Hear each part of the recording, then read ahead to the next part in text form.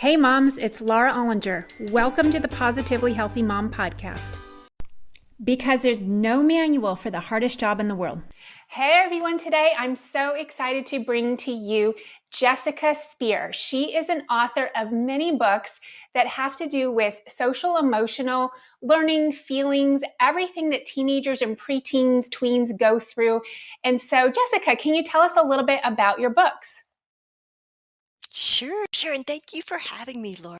My name is Jessica Spear, and for the last 10 years, I've been really honing in on writing helpful guides for the preteen and the early teen years. As you said, sometimes this can be a tricky time socially and definitely emotionally as kids are going through changes. So, my first book, I've got a background in social sciences. My first book grew out of a friendship program that I ran in schools for girls. The long title of the book is called BFF or NRF. NRF stands for Not Really Friends. Girls Love it. the Happy Friendships. Uh-huh. Then I wanted to, do another book that's really focused on relationships, especially in the middle school years.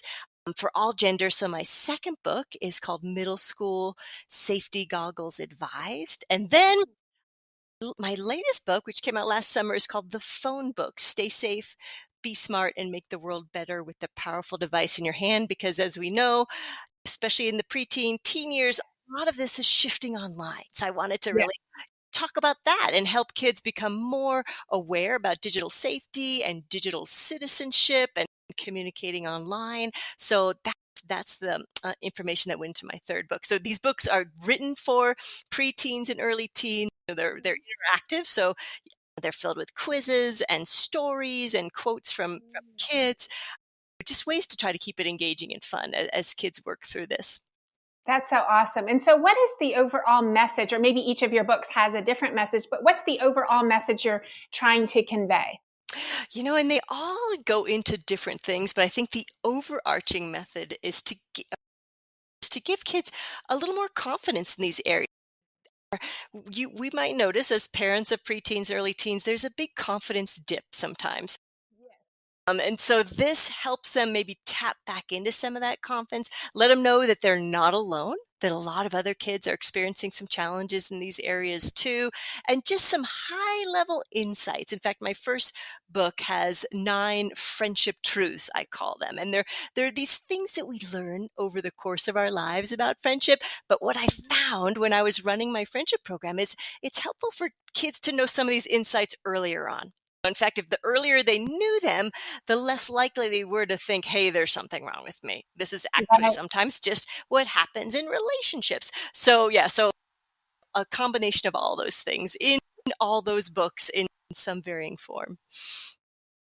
And I think it's so awesome that you write to your audience and let them know that, it's not them, that, this is just something that's normal that we're all kind of going through at that time, kind of some insecurity, some self doubt. And so a lot of times what teenagers and tweens do is they look to others for the opinion that they have of themselves. So it's kind of like if the other people think that they're okay, then they must be okay. And if the other people don't think they're okay, they must not be okay. And so they're kind of like looking for that feedback. And so unfortunately, a lot of times they don't get that feedback. And then they start to have that self-doubt and that insecurity. And do you have any stories that you could share of either the people that you talk about in your book or real life people that that kind of had to overcome those negative messages that they were getting from those outside sources and learn how to speak more kindly to themselves? Yeah, and that's a great question. And one thing that inspired me to write this book was, spending time with groups of young preteens who are feeling like they're having a hard time in their friendships. The It was so interesting to watch. A group would come together and we'd work together for a couple of weeks and work on some skills and it would be fun and there'd be games. But one of the most powerful parts was them looking around the room and seeing, oh, it's not just me. Wow, that person's here too. Whoa. So I think we tend to, especially in the preteen teen years, we look, like you said, we're looking so much what's happening in our peers, but it's not telling the whole story about what's really going on with everybody. So I could see a sense of relief in the room all the time by kids just noticing, oh, it's not just me. So that's why in my book, I include many, many quotes and stories from real kids because it's so important for kids to know that they're not alone in this. It might look like everybody has these awesome close friends, but there's a lot more that we're not seeing that's happening with all these kids. Totally, totally. So what is some of your best advice that you give to the people that you work with?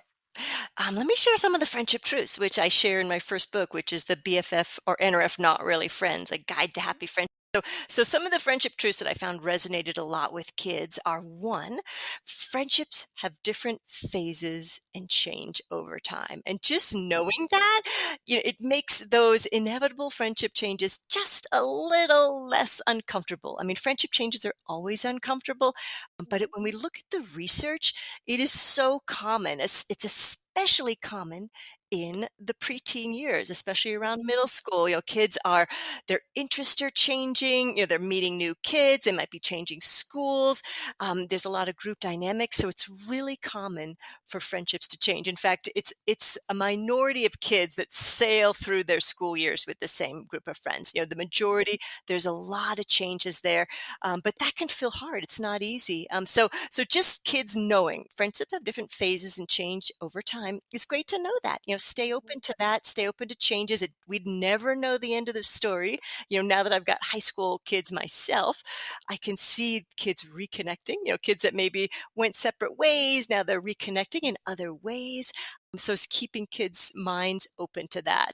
One other friendship truth is that everyone develops friendship skills at a different pace. And I like to talk about friendship in terms of skills. In fact, my books have quizzes in them. So in addition to like, how healthy is my friendship? There's a quiz is, how are my friendship skills? And anybody who takes that quiz, whether you're, 7 to 70, there's going to be some parts of that quiz that are like, oh yeah, I still could grow in this area, because there's a lot of skills that go into friendship, and all we can really control, is ourselves, and just being aware of, hey, maybe because I'm like this, it might be, contributing to this conflict that I'm having with my friend, so knowing that friendship's a two-way street.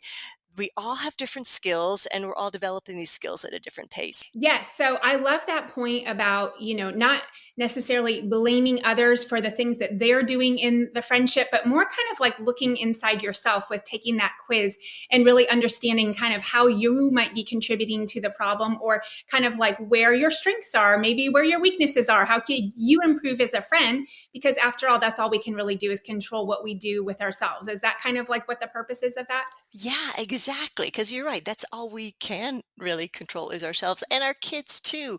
But in some ways, we do have some other ways that we can control tricky situations. And I don't think it's ever too early to help kids start to figure out how to set some boundaries. So one other friendship truth I'll share is, you know, um, we teach others how we want to be treated by speaking up. And this Mm. can be really hard. I've found, especially working with a lot of girls, this is a tough one, so especially because friendships, early friendships tend to feel pretty fragile. And so what I've found is girls are afraid to speak up because they're afraid what might happen. Will they lose the friendship? Will their friend get mad?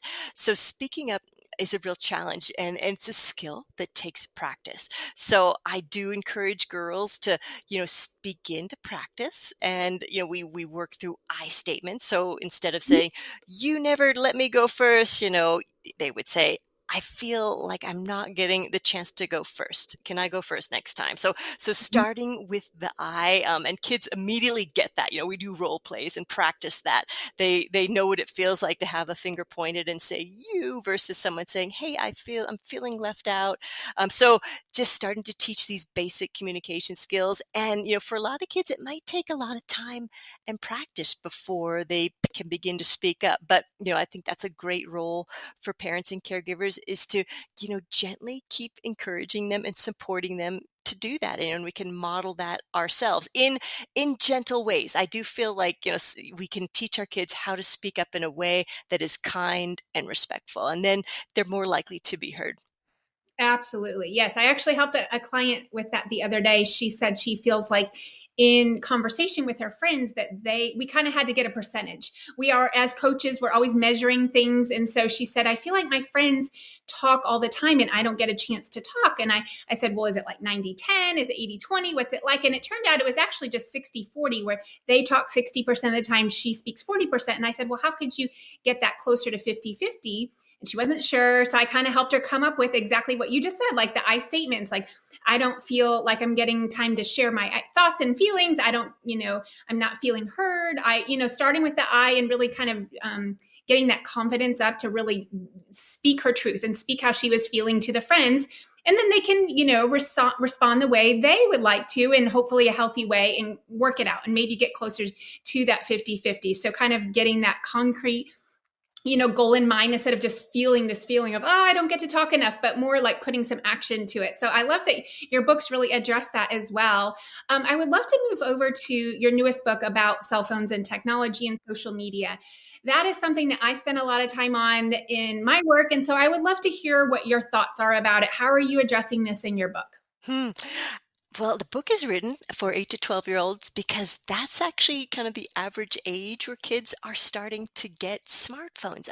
So last I checked, a most recent study I looked at was maybe somewhere between an 11 and 12 is when kids are getting smartphones. And kids have connected devices very early on, but it's a little different when they have the smartphone and they're out of the home, maybe more able to get apps on their own.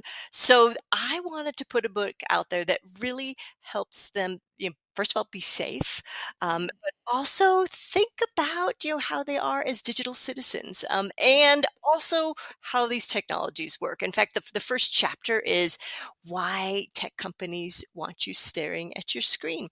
So I think for all of us, from age 8 to, however old, it's important for us to know that a lot of platforms and social media are based on, collecting data and advertising. So we just need to know that. So in that chapter, I talk about that and persuasive design. So the strategies that technology use to keep us coming back to them, tagging and notifications and levels and tokens. So I wanted to help kids be really informed consumers of technology. And what I found, again, working with preteens and teens, is kids hate to be duped. So they love it when they have a little information like, oh, okay, I see how this works. So I want to put a little more control in their hands, realizing, they're up against a real challenge here. We have some of the best designers and engineers of these beautiful products that, I mean, I love technology. I'm not against technology, but I do think they're so beautifully designed, and so for the young brain, the developing brain, it can be hard for them to really put some boundaries and some awareness in place to keep their use in check, and then also how to stay safe online. So I've got chapters on digital safety and privacy and cyberbullying and cyber drama. So I think the more information that we put in kids' hands, the better off they're going to be. And I always encourage, if parents can, this book is a great book to go through with your child before you get them that device. So it kind of talks about all those things that we as parents want them to know. So it's a great starting point for conversations, and to put maybe a family tech agreement in place, so that as they launch into their device, the family feels really ready for that. Mm-hmm, mm-hmm. I love that. I'm actually going to refer your book. Yeah, I'm giving a talk to our school board here in my school district about cell phones being used in school, and they're asking me to kind of address the issue. And I would love to just use you as a general reference for parents who are kind of just getting started in that age where they're giving their kids phones and they don't know exactly how to, monitor it or stay safe. So you would be an amazing reference for that. And so the last topic I really want to get to is what you talked about, bullying and cyberbullying. So that is also a topic that I work with with teenagers and parents and tweens as well. And so what is your guidance on that? What do your books talk about? Oh, and I'd love to hear your thoughts on that too. But first of all, I want to make sure that kids and parents and families understand really what cyberbullying is versus digital drama, which is very common. Digital drama is, it's basically some of the mean stuff that we see happen in life, especially in kids and teens, shifted online. So maybe kids going at each other. There's some mean comments, some snide remarks. that usually it's kind of a situation that then it goes away. Now, how that differs from cyberbullying is cyberbullying feels very directed at one person. So a group might be really targeting a group or another group, and it's really constant. It keeps happening over and over again, and it's pretty cruel. Sometimes we can't even see what's going on. There's some apps out there that are anonymous, which I highly encourage families to avoid anonymous apps. They're not safe places for kids to be, or it's happening in DMs, on social media. So they're privately said. So it might not be very apparent that kids are getting targeted, but so it's really essential for parents to talk to their kids if they ever feel like they are getting targeted, your repeated mean messages over and over, to let them know that this is a situation, that they need to come to you and let you know about that, and to work that through together, and let them know that sometimes kids are afraid to come to their parents because they think they might overreact. So make sure you're letting them know that you're going to address this in a way that feels safe and comfortable for them, but nobody deserves to be treated that way. So if it crosses that line and just from digital drama into this is really directed at one person and it's pretty aggressive and mean and harassing, that needs to stop. And intervention is what I found is normally happens there. Like doesn't solve itself on its own. We need some adult intervention there. Yes, yes, I completely agree. And so, with what you said about adults' reactions, I know that that's a topic that you are very passionate about, how parents are responding when kids come to them with any type of friend problem or social emotional need, difficulty that they're having. So, what is your advice to parents about how they respond to anything? And this I found is a practice, for parents and even for me personally. So it's very easy as parents when our kids come to us with something that they're struggling with or something that's really hard for us to almost get triggered by that. So Yes. us to get very mad or very sad or just pounce on that situation. And when we get to the preteen and the teen years, that's not helpful. So what we've done there is, our kids are already feeling emotional. They've told us something and now we've kind of gone off on our own emotional roller coaster. And they see that as ungrounded. So that to them doesn't feel like a safe space to go. What is most helpful for them is if we, even as creepy or as weird as what they're telling us sounds, we take a deep breath, we Mhm. ground ourselves, and the first thing out of our mouth is, "I'm so glad you told me this." Tell me more. So it's just so calm, so grounded. And step one is just to listen. Not to react, just to listen, to get a good understanding and help them feel heard in this situation, because it's a true gift for the person across from you to really hear you. So instead of them reacting and going off on their own emotional roller coaster or their own problem solving, just being truly heard is healing in itself. So we've already started the process of helping our child get more settled if we can respond in that way. But it's hard, because we as parents hate to see our kids struggle. And sometimes it does trigger something really big inside of us. So as best as we can, settle ourselves, listen, be calm, and figure out the best way to work through that. But if we can consistently respond in that way, they'll keep coming back to us. They'll feel like, okay, this is not going to send my mom, off the roof. I can go to her and talk to her about this. So we're kind of creating a safe space for them to come to us when things do start to get real challenging or serious. Yes, I love that. And I completely agree. In fact, that's why I have a parenting course on my website called Cracking the Parent Code. And the first module is self awareness. The second one is emotional regulation. And the third one is communication. And I have 8 modules total, but those first 3 kind of address that, where we're regulating ourselves emotionally. We're being self aware of kind of like what we're putting out there. And then we're communicating effectively by being really good listeners, by validating their feelings. And so, the reason why I feel like that is also so important to make the listeners kind of really understand that point is when you react because you have a trigger, then the problem is that your child is then holding, their own emotional problem that they came to in the first place. But then they're also kind of having to manage your emotions. They're kind of either having to calm you down or reassure you. So then it's giving them two jobs. First, they're dealing with their own emotions, and then they're having to, react or respond to your emotions.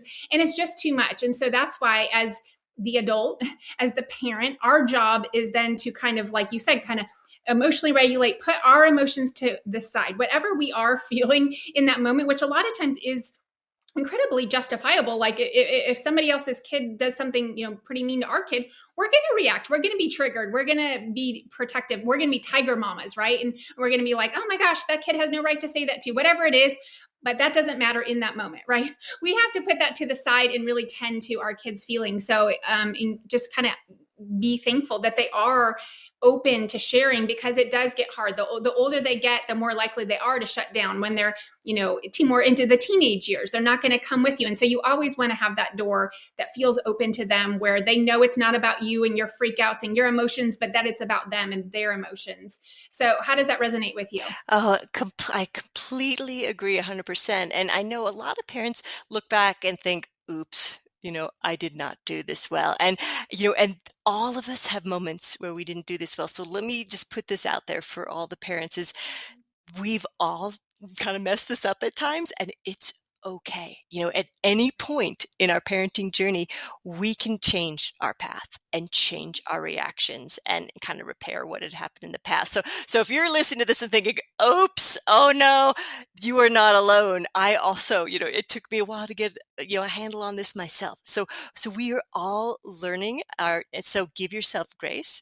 You can start at any time. And sometimes when I feel like I really haven't done this well with my kids, I'll circle back and be like, you know what? When this happened, I realized I did this and I am so sorry. What I wish I'd done instead was this, so I'm acknowledging, with my child that I didn't handle this as I would have. And I acknowledge that and I'm sorry about this. This is what I want to do next time. And that's a repair that can help that situation and help you, propel yourself into the new way that you want to respond in the future. I think that's amazing. I love that word repair. And I think that's such an important example that we can set for our kids. And it could even be the same day, right? If you kind of like blew up earlier, you can go back to them later and say, oh, I'm so sorry about how I responded earlier. I was, a little bit overwhelmed by what you shared, but I'm ready to listen now. So it could be same day, it could be a year later, it could be, I'm in my late 40s, and my mom recently said something to me that she was kind of taking some ownership and responsibility about something she had done when I was younger. And I was like, okay, even now it feels good, like just to come back and have that repair and that acknowledgement that maybe it wasn't handled the best possible way. So I think that you're right. It's for all of us. We all do it. We all fall into that trap, and that it's never too late to go back and make that repair and make those amends. So I think that's great. Is there anything else that we haven't covered that you'd like to share? One thing that might be helpful is I think it's talking about earlier how sometimes we just jump in and react. What I found is helpful is if as we are helping our kids, develop their own friendship skills, their own relationship skills, we kind of keep a real high level look at this. So if we like pull back from the school playground or the school lunchroom, we're looking down from above at these young people. We've got kids that come from very different homes. We've got some neurotypical kids. We've got neurodiverse kids. We've got kids with all different personalities and skill levels. So it is not surprising that there's social struggles and strife. So I like to look at this as like, this is a training ground, so all we can control is ourselves and do the best we can. Know that we're going to mess up sometimes. And as we are helping our kids navigate this, try not to label and put other kids in boxes. They're all kids. They're all dealing with their own stuff that we don't know about. So just, helping our kids see that big picture too, that it's normal to have conflict with other people, and we're all doing the best we can. There are things we can do. There's skills that we can develop in ourselves to try to improve these situations, to try to maybe set some boundaries or solve some conflict in healthy ways or speak up. There's things we can do, but it is perfectly normal to have social struggles and strife. That's kind of part of being a human. So I like to tell that to parents because I think it's easy for parents to get into the nitty-gritty of the conflict instead of kind of pulling back, realizing, our role in this is to try to guide our kids in the best way they can so they can develop those skills. I think that's such a great point. And it made me think of the question is, how do you help parents find a healthy middle ground? So what I mean by that is some parents, they're so, the minute one thing goes wrong in the lunchroom or the minute something happens, they're kind of freaking out, reaching out to the guidance counselor or calling the teachers or trying to make it, fix it. And then there's this other extreme of parents that I see that, they're all about, their kids will tough it out. They'll figure it out. They're resilient. They're right. And so it's like, how do you find like a healthy middle ground where we're guiding and supporting our kids and we're there for them, but we're not intervening every single second, every single problem that happens? That's such a great point because you see both ends of that spectrum. So one is, I think, being genuinely interested in your kid's life is great. They want to know that you care and that you're validating their experiences. So that takes care of that one end that's like, they're on their own. But just showing interest. Asking questions, not getting involved, but just asking questions, showing interest, validating those tough emotions when they're having them. Then on the other side of the spectrum, what I like to share is one of my favorite lessons that I learned is don't dig for pain. So kids tend to heal and move on from things much faster than we do as adults. So say our kid has a really tough day with a kid, and then the next day we keep asking about it. We keep asking about it, and they've long healed from this. But we keep, well, how was so and so today? Well, what happened? So we are the ones actually still digging for this. They have moved on. So that's, something I encourage parents to do is don't dig for pain anymore. Like if you had a chance to talk through and validate the emotions of a tough situation, let that go unless, your child brings it up again. So let them take the lead there. We don't have to dig, but we can be there as a sounding board and interested and curious and supportive and empathic. So hopefully that helps to build that healthy balance. That's perfect. I love that. And so tell us your books one more time, and I'm going to go ahead and link them to the episode so that way parents can find them. And can you tell us their titles one more time? Sure. And they're all mouthfuls. I apparently like long titles. So the first one is BFF or NRF, which is not really friends. A Girl's Guide to Happy Friendships. The second one is called Middle School Safety Goggles Advised. That one obviously is really geared towards the middle school years. And then the third one is called The Phone Book. And they are available anywhere books are sold. So you can get them, at Target.com or Amazon, or, even your local bookstore can get them in stock. Awesome. Well, Jessica, thank you so much for taking the time today. I've enjoyed our conversation so much. And I just know that the moms out there will definitely be taking your advice and hopefully buying your books and running with it. So thank you again. Thank you. Thank you for having me, Laura. It was great to chat with you. Yes, absolutely. Okay, thanks. Thank you for listening to the Positively Healthy Mom podcast, because there's no manual for the hardest job in the world. Don't forget to subscribe and share with your friends.